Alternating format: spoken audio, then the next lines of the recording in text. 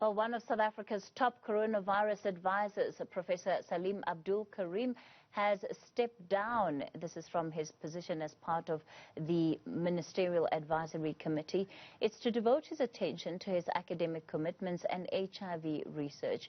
Karim is an internationally respected scientist who heads the Center for the AIDS Program of Research in South Africa at the University of KwaZulu-Natal. Professor Karim joins us tonight. Good evening, and thank you so much for your time. I suppose the news of your resignation from the Ministerial Advisory Committee hitting the country early this morning, and there's been an opportunity for people to react and to respond to it. Perhaps from your own side, Professor Karim, why did you make that decision? Good evening, Kathy, and good evening to all the viewers. Yes, it was a difficult decision to make. When I originally accepted this position, the 23rd of March last year, I did it on the basis that I'd do it for a year. And a year is now up, and so I had to make a difficult decision. And that decision really stems from the fact that when you are in this kind of position, it really is a full-time responsibility. It's not something you can do, as a sort of part-time thing. So I've had to put all my other activities, my research and my responsibilities, all now on hold. And when I look at where we are in terms of our HIV research, it's at too critical a point. I have to ensure that I give it due attention. So I had to make the difficult decision. So I informed the minister about a month ago of my intention to step down. And I was very pleased that he considered it carefully and decided to accept my request. And I'm now going to be focusing on HIV. So the next time you call me, it might be about HIV instead of COVID-19. Of course, Professor Karim, South Africans are highly skeptical.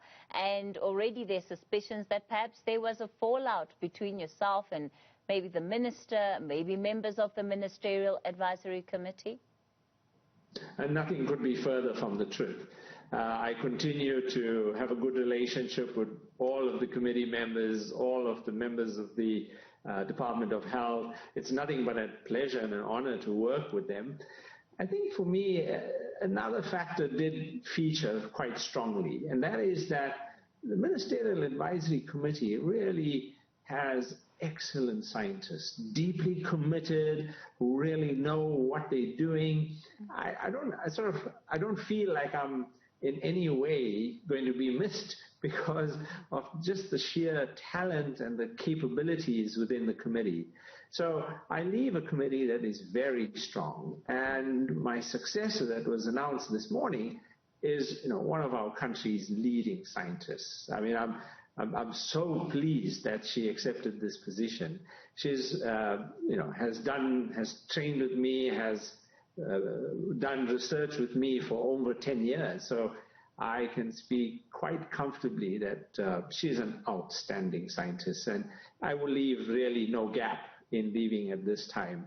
I made it clear to the minister that I will continue to be available on an ad hoc basis. I'm just not going to be involved in any of the daily activities anymore.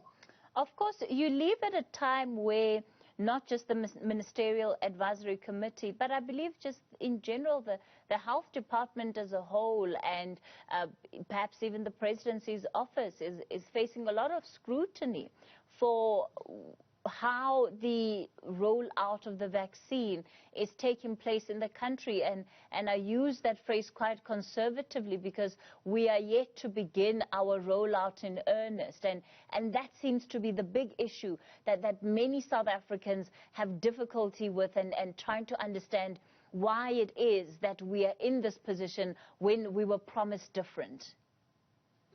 Yeah, I mean, for me, it's been just amazing to watch how the expectations from the public have grown so much. To me, it's an indication of the strength of our democracy, that we want to hold people accountable. We want them to be transparent. We want information. And, it's not very easy to meet that, but I am pleased that we continue to want that kind of information. I have, been right at the coalface, and, it's about vaccines today. But I've just dealt with the same issues on ivermectin before that. I dealt with the same issues on hydroxychloroquine before that. I've dealt with these issues on, why did we not ease the lockdown earlier? I've dealt with, the public wanting more information all the time. And I think it's really great to see that. I think there's a very fundamental issue that we might be overlooking here.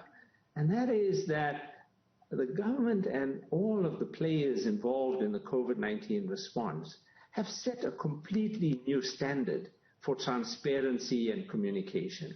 I don't know of any other disease where the minister releases a press statement every day giving you numbers of cases, numbers of deaths. I don't know of a situation in any other disease that the minister goes on national television with scientists to explain complicated science to the public. That, for me, is so exciting because I'm seeing science becoming popular. I'm seeing science entering into everyday conversation. And I think that transparency is a long-term process. And the fact that people are impatient, that they want things that might not be easy to meet at this stage, is part and parcel of trying to find that happy medium. And I hope, we can just continue to try and do better as a country. And you're right in saying that it has been because of the standard that has been set by scientists that expectations have been as high as they are, But at this point, many South Africans, of course, are feeling let down. They're feeling like not enough is being done. Is that fair criticism in your view? No, I don't think so. I think that's unfair criticism. I understand where it's coming from. And I have to say, I really appreciate how people, are feeling helpless. They are feeling anxious. They want some solution, some miracle solution, and a vaccine is one of them. But a vaccine plays a very important role in our COVID response.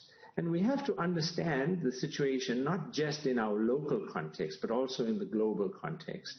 Because in every country, the same situation is playing itself out. And I talk to my colleagues across the world. Everywhere the public is impatient, wants vaccines. And that's how it should be. But let's look at the reality of the supply.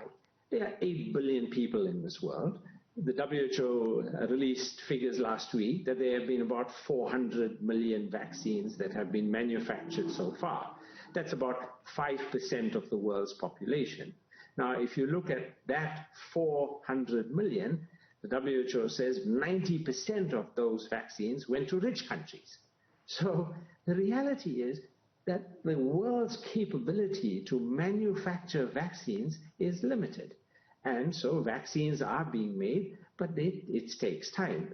So if we have 5% of the world's population can be vaccinated, and if we send 90% of those to the rich countries, our problem is just fundamentally we don't have equity. We do not have a system that ensures that countries get vaccines in a way that they can all vaccinate their populations. And we are now facing that in our country, as is many other countries. As I look at it, we have, 500,000 vaccines coming through J&J. We have another 600,000 coming in through Pfizer. We have 5 million coming next month. So vaccines are arriving. People are impatient. People want it sooner.